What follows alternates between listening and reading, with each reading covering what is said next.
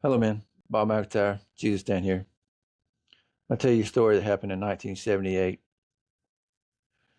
There was a police officer that went to a banquet, and this banquet was for all the police officers. They get awards and things like that. And, well, this one officer left a 21-month-old boy and a 5-year-old boy at home with his wife. And after the award ceremony, he decided, hey, why don't us guys go to the truck stop and get us a bite to eat?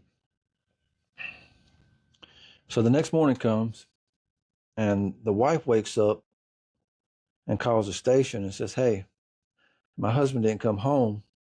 Has anyone seen him?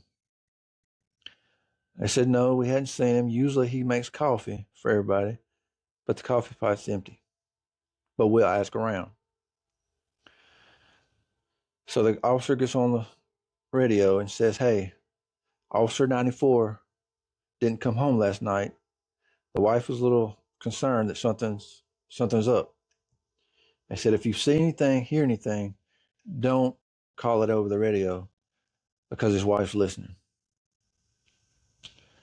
Well, later on that afternoon, two to three kids were walking home, and they noticed that a car was upside down, and it looked like a dead body was in it. So they called it in. Sure enough, there was a dead body, and it was Officer 94.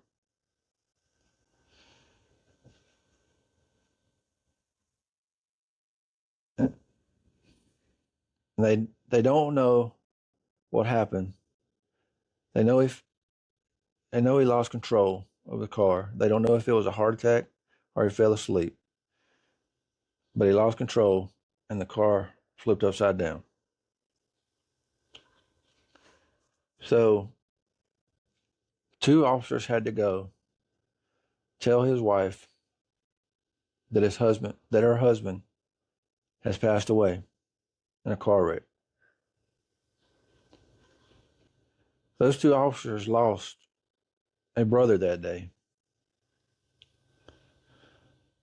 That wife lost a husband that day. Those two kids lost their dad that day. And I tell you all this because a 21-month-old baby was me.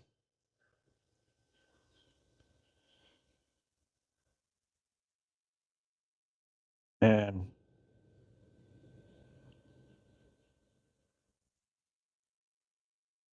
I would give anything to hear my dad say, I love you. I'm proud of you.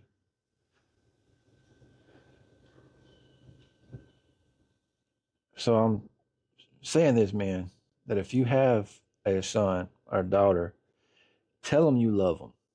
Tell them you're proud of them. It don't make you less a man. If anything, it makes you more of a man. See, the only memory I have of my dad was that. And quite frankly, that is not even my memory. That is what I've been told. So time is short, guys. You don't know when you're going to take your last breath. My dad didn't know that that day would be his last. So boys, men, tell your kids you love them. Tell them you're proud of them.